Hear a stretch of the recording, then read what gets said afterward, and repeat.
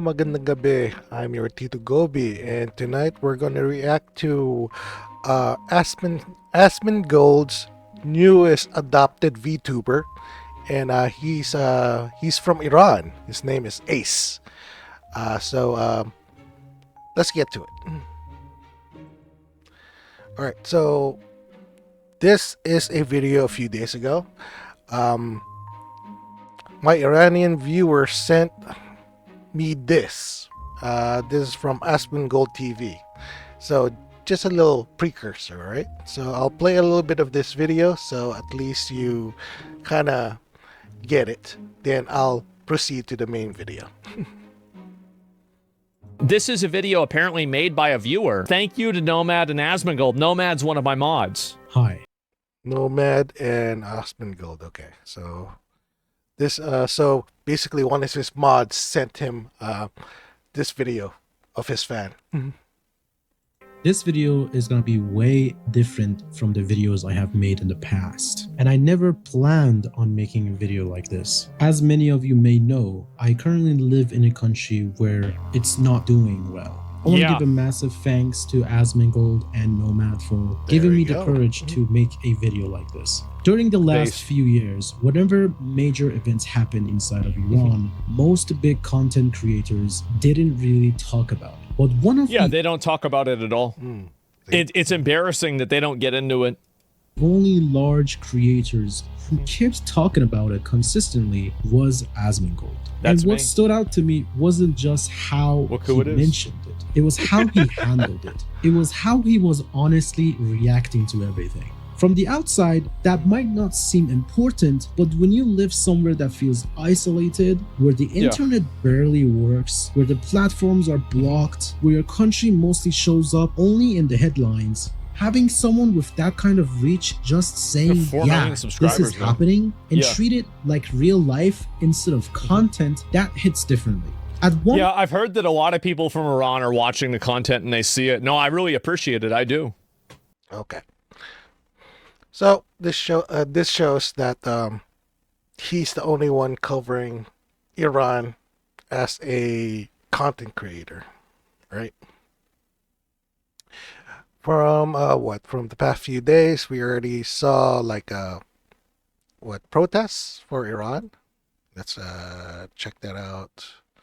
There you go. There it was. Okay, here it is. This was from 3 weeks ago. Another big story we're following tonight, another weekend of protest here in Southern California. Today, it was a massive demonstration in Westwood, thousands turning out against Iran's murderous regime.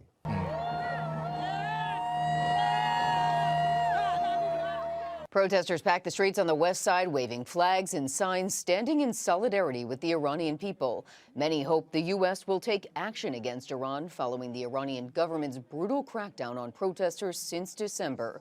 Human rights groups say the regime has killed thousands of Iranian citizens. The people of Iran are under severe economic distress with high inflation and high unemployment. Ongoing protests in Iran also call out political repression and corruption they say exists in the government. Okay, so the U.S. is in support of Iran. So whoever's saying that Asmongold is a racist, you're wrong. He leans to the right. I don't agree with everything that he says, but some of them do make sense. Okay. Even though the far left, or I guess the woke cult, thinks he's just a roach. Well, at least he's a roach with a golden heart, unlike you guys. That's asking him to die. But yeah, so here's his latest and newest adopted VTuber, Ace. And here's his thank you video. Oh, I was just watching it, but here we go. Hello everyone. Honestly, I don't know how to start this video. A few days ago, I was just uploading my side of the story. Wasn't expecting much. I thought to myself, maybe a few hundred people would watch it. Maybe a few comments. And now we have over 10,000 subscribers. That number still doesn't feel real to me at all. Every time I refresh the page, it keeps going up. And genuinely, it feels like a dream. Before I continue, I want to do something a little different. A lot of people who found my channel recently came from many different countries all over the globe, but a very large number of viewers also came from my own country, and that means more to me than I can explain. So for a moment, I want to say thank you in Persian for the people from my country who watched and supported and stayed. So here's a small message in Persian. اول اینکه میخوام از همه ایرانیایی که ویدیو رو دیدن و کامنت گذاشتن و از من حمایت کردن از ته دل تشکر کنم. واقعا انتظار نداشتم این همه از هموطنام بیان و حمایت کنن. اصلا واقعا برام غیر قابل باوره و خیلی برام ارزشمنده. ممنونم واقعا. Because this channel suddenly became global and local at the same time. First of all, I want to say a massive thank you to everyone who watched the video, commented, shared it, subscribed. I read the comments. I can't say all of them, but I've been trying to reply to as many comments as possible, even stayed up all night to try to respond because I don't want anyone to feel ignored. Some of your messages were kind, some were emotional, some were supportive in ways I did not expect at all. And something else happened that truly shocked me. There were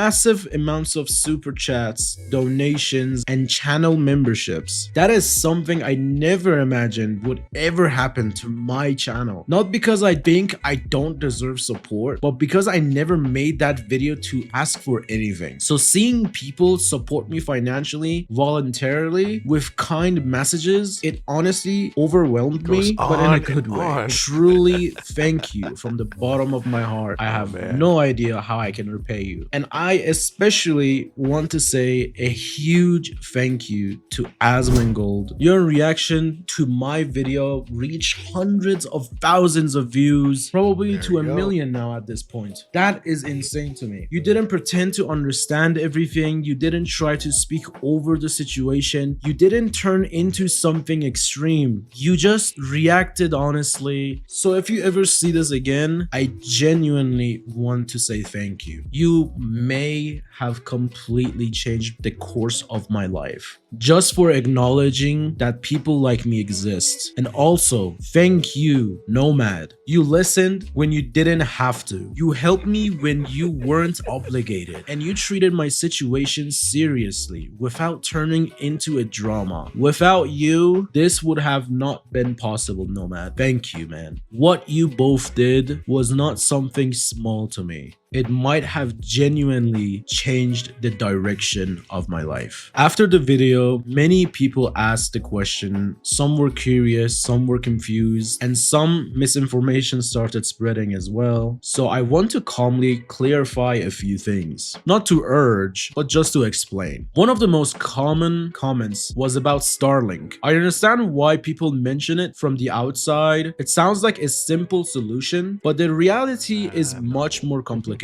First, the service is not officially available locally, that you may already know. The second thing is using or distributing unauthorized satellite internet equipment can carry serious legal risks. So if you are a person who is using it, please be careful. The third thing is, even if someone somehow gets the hardware, there is still an issue of payment. International payment systems like Visa, MasterCard, and PayPal are not accessible locally. So it's not just about buying a device, it involves legality, payment limitations, and personal risks. However, there are people that are able to purchase the subscription for the Starlink and use it, but please, all I can say is it is detectable. Please be careful. Because of all of that, for most normal people, it is not a realistic or safe solution. Another thing many people asked about was crypto payments. Some said, why not just use crypto crypto for everything, but real-life payments are more complicated than that. From the outside, crypto sounds like a simple global solution, but in reality, it is much more complicated where I live. Many international crypto platforms are not always easily accessible, so people often rely on third-party exchanges or regions. Okay, I guess that's the translation right there. 24/7. Oh, sorry. Specific services just to be able to use crypto at all. And those services usually include additional fees and conversion costs, and sometimes extra charges on transfers. So instead of being a simple payment method, it became a layered process. On top of that, transactions connected to sanctioned regions can sometimes trigger account restrictions on platforms or services involved. I personally experienced this, where payment-related account connected to my work faced serious issues after sending the money for me and the person I used to work for. I'm not showing this as a drama or as blaming, just as a documentation of how complicated cross-border payments can become. Because of this, even when people genuinely want help or want to work professionally, they sometimes become cautious to protect their own accounts and income stability. So it's not always about unwillingness, sometimes it's simply about risk.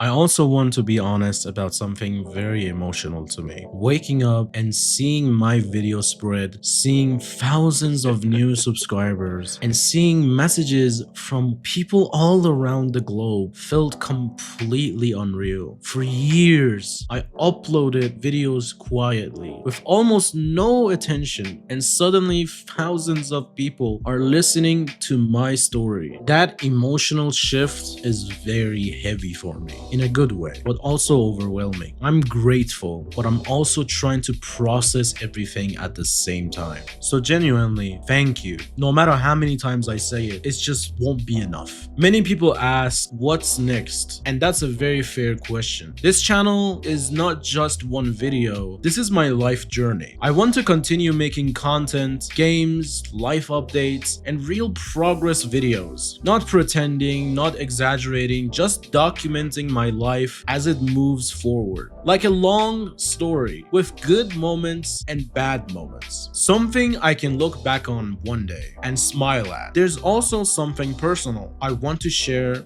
about the future. If life allows it, and if I am able to finally live in the same place as my partner, one of my biggest dreams is to make videos together with her. Not stage content, not fake reactions, just real life, real memories, real moments. We have been watching creators like Nick and Gary for a very long time, and what always inspired us was how genuine their moments feel. For many people, filming daily life together is normal, but for us who are in a long-distance relationship for the past 5 years, living in the same country and walking outside together, filming freely, are still dreams we are working towards. So if that day finally comes, I don't just want to survive, I want to live, create memories, and share that journey honestly with you all who supported me from the beginning. To everyone who subscribed, commented, donated, became a member, or just even watched silently, thank you. You changed the trajectory of my channel in a way I cannot fully explain. I'm not chasing sympathy, I'm not asking for anything. I'm simply documenting my life one video at a time. And now, for the first time in a long time, it truly feels like I'm not alone on this journey. Thank you for being here. I'll see you in the next video. Much love to you all. Have a blessed day, night, and evening. All right, there you go. God, man. That's really heartwarming. And then the fact that Asmongold changed another person's life for the better, that has to say something. Oh man. But here's the other part of it though. Let's see here. Actually, let's just go here.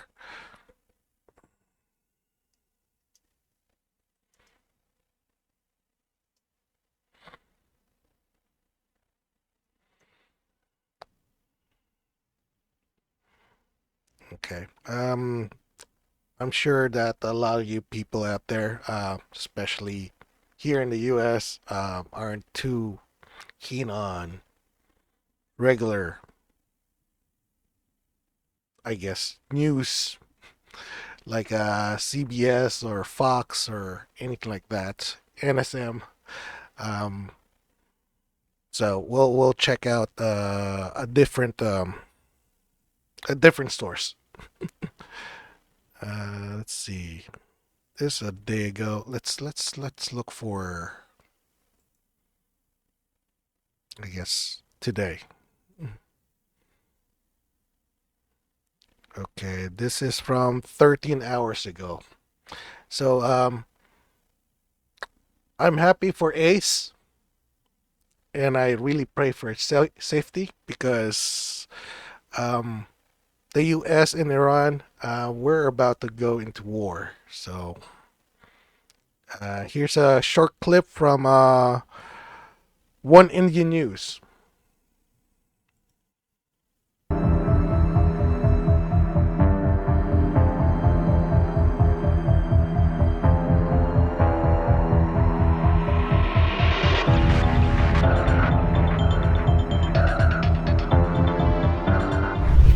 Iran's ballistic missiles are no longer just conventional weapons.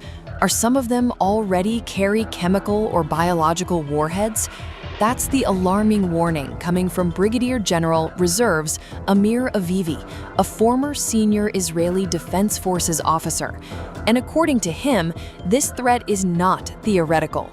Avivi says there is a strong possibility that Iran already has operational ballistic missiles equipped with chemical or biological payloads. He argues Iran has been rapidly rebuilding and expanding its missile arsenal following the 2025 conflict with Israel, sometimes referred to as the 12-Day War, and may now be integrating unconventional warheads into that growing stockpile. If true, that would dramatically change the strategic balance in the region. Iran already possesses one of the largest ballistic missile arsenals in the Middle East, reportedly over 2,000 missiles.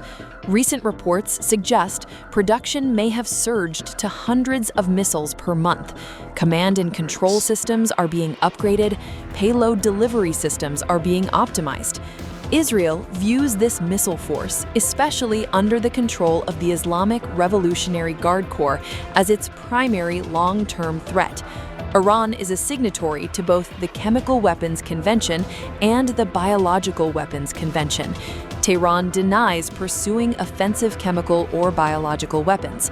However, Israeli and some Western assessments have long raised concerns about dual-use facilities, research centers that can serve civilian purposes but potentially be adapted for weaponization.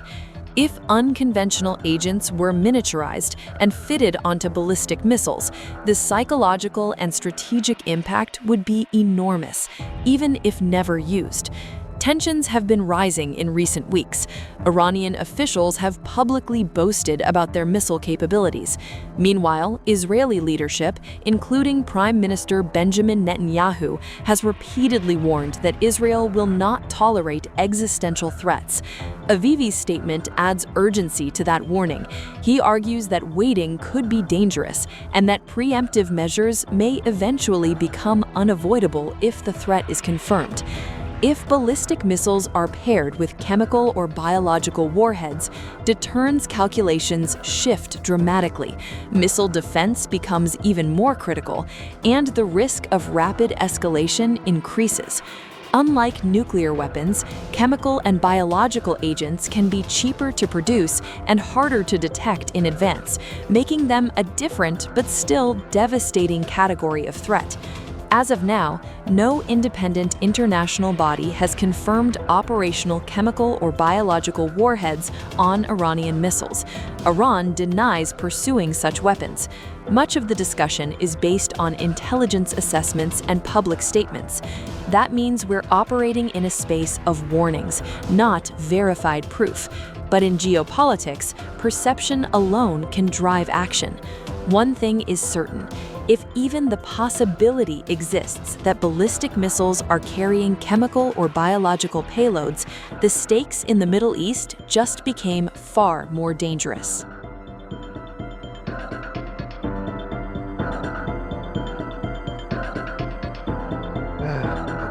Okay. Yeah. This is the sad part about Ace's situation. I hope it doesn't happen, but it seems like World War III is about to happen.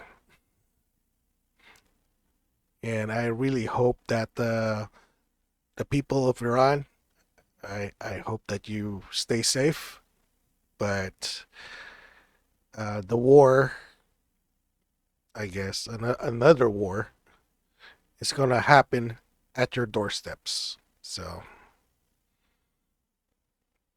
I really hope that y'all over there in Iran is safe.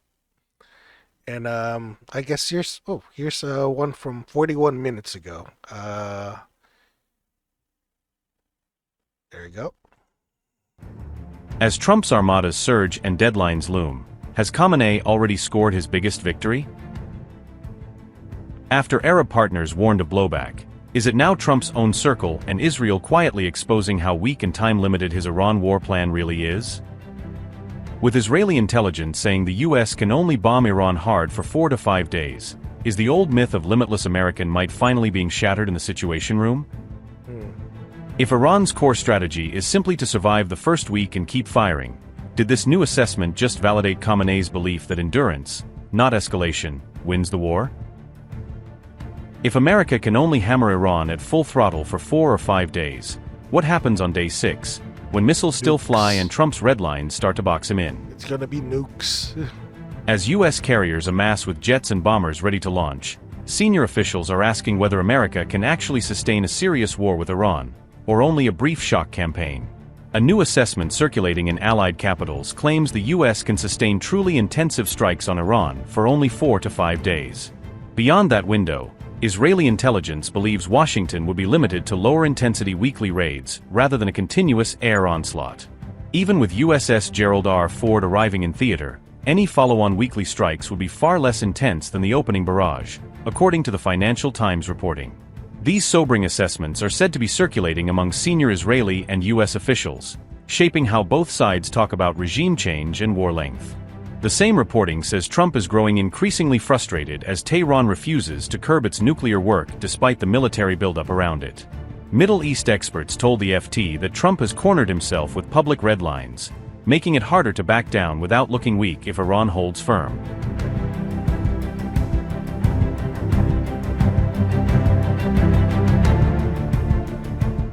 Trump has dispatched the largest U.S. force to the region since the Iraq invasion, yet the options Israeli analysts see on the table now look surprisingly narrow. The buildup includes carrier strike groups, heavy air wings and expanded use of regional bases, and a number of military installations ringing Iran. Yet Israeli intelligence concludes that a truly sustained air campaign would quickly strain U.S. capacity under current deployments. U.S. officials also worry that significant casualties or damaged ships in a clash with Iran could trigger a sharp political backlash at home. Axios recently flagged a high chance of U.S.-Iran clashes in coming weeks, even as some Israeli voices openly talk about using this moment to push for regime change in Tehran. Israeli leaders are reportedly gaming out their own military options against the Islamic Republic, assuming any U.S. move will reshape the entire region's balance. On February 19th, Trump issued a 10 to 15-day deadline for Iran to better negotiate a fair deal, tying diplomacy to an explicit countdown for potential strikes. February 19th. Okay, so the day that I recorded this video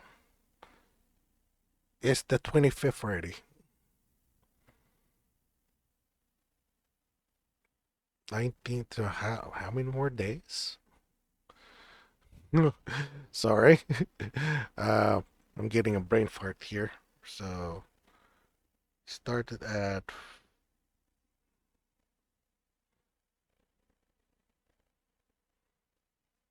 19th to what's now 25th.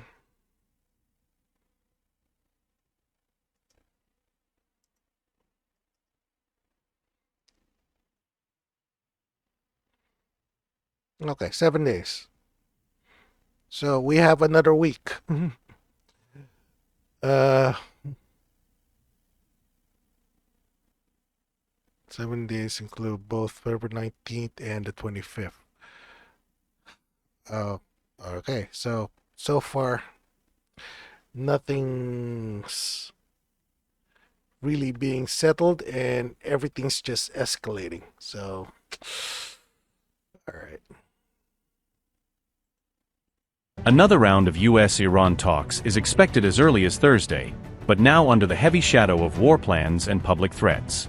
Trump ally Steve Witkoff has publicly said there are clear red lines, including zero enrichment and a demand that Iran hand back nuclear material. Iranian Foreign Minister Abbas Araghchi has branded U.S. policy hostile and one-sided, arguing Washington is still trying to dictate rather than negotiate.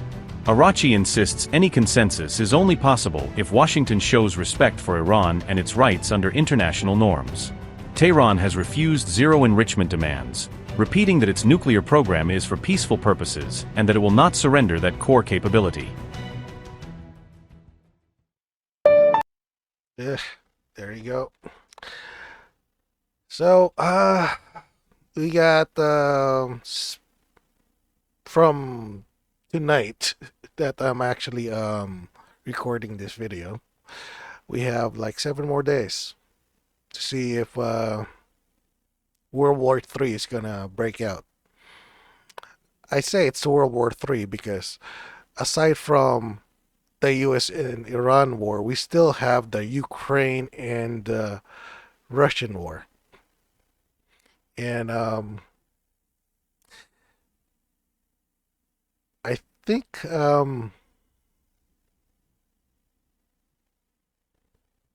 they declared World War III already when they bombed one of the Ukraine's gas facilities, I believe. 3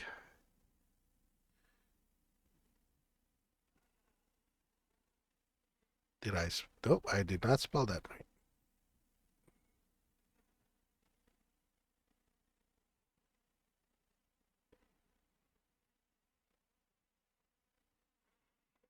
Okay, I don't know how to spell.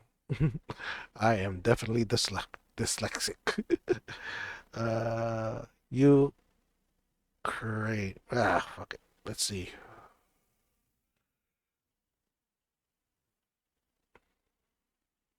Here's a short.